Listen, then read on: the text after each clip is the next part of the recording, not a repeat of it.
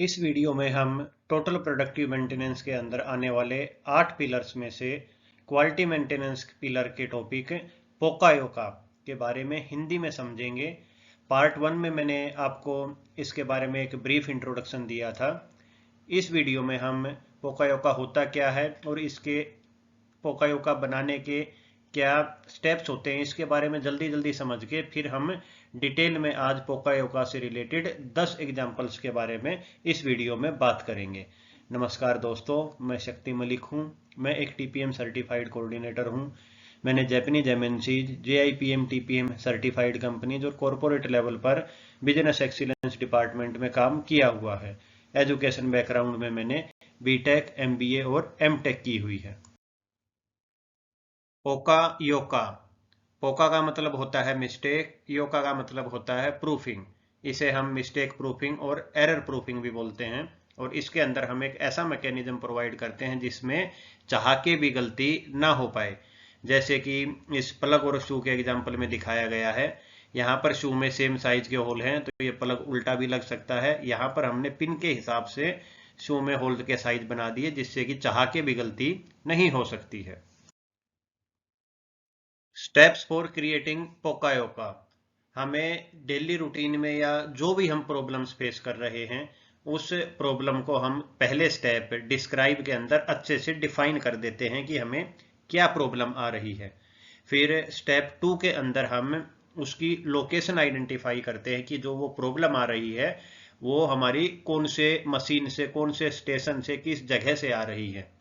Step 3 के अंदर हम उसको प्रोसेस को अच्छे से एनालाइज करते हैं कि जो उस प्रॉब्लम को कंट्रीब्यूट कर रहा है। और स्टेप 4 में अच्छे से उसको एनालाइज करने के बाद फिर हम उसका रूट कोज निकालते हैं कि वो पार्टिकुलर प्रॉब्लम क्यों हो रही है। और जब एक बार हमारा रूट कोज निकल जाता है तो उसके बाद हमें उसके बारे में एक बढ़िया सा पोकायोका एक full proof mistake proofing, error proofing system develop कर देते हैं, कोई फिक्सर, गेज या कोई भी ऑटोमेशन करके, जिससे कि वो हमारी प्रॉब्लम चाह के भी दोबारा रिपीट नहीं हो सकती है। तो इस तरह से हम रिपीटेड इस 5 स्टेप्स को यूज करके अपने पोकायोका को बनाते हैं। आइए अब पोकायोका के 10 एग्जाम्पल्स पे 1 बाय 1 बात करते हैं। इस पहले एग्जाम्पल में देखिए, ये वायर्स इन्हें कनेक्ट करनी थी नीचे, लेकिन इन्हें ये नहीं पता कि कौन सी वायर कौन से स्पॉट पे जाके वेल्ड होनी है। तो इसके लिए अब इन्होंने आसान सा क्या पोकायोका किया, ऊपर वायर का कलर और नीचे जिस जगह पे उन्हें वेल्ड इसको कनेक्ट करना है तो वहीं पे उसी सेम कलर करने से ये प्रॉब्लम सोल्व हो गई। दूसरा एग्जाम्पल जो यूजुअली हम अपने मोबाइल्स में सिम का प्रयोग करते हैं, अगर ये सिम आपने देखा होगा कि ये एक तरफ से कटा हुआ होता है और जहां पे फोन में डालना होता है वहां पे भी ये शेप बनी हुई होती है जिससे कि हम सिम हमेशा सीधा लगाते हैं। और अगर ये इस तरह से चकोर होता तो हमें कंफ्यूजन होके हम इस सिम को उल्टा और सीधा करके हमारा फोन भी खराब हो सकता था।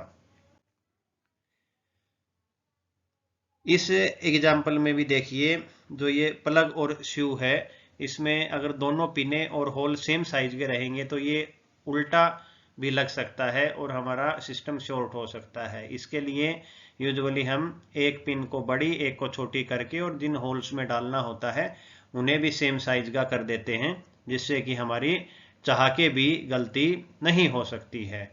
फिर ये हमारा प्लग, कुछ भी चीज़ें हमें कहीं भी इस तरह से डालनी होती हैं तो वही यूजुअली जो इसमें फंडा बताया कि हमारा जो होल होता है उसको हम पार्ट के साइज के हिसाब से ही बनाने से सिर्फ वो ही पार्ट उसके अंदर जाता है और दूसरा कोई भी शेप का पार्ट उसके अंदर नहीं जा पाता है।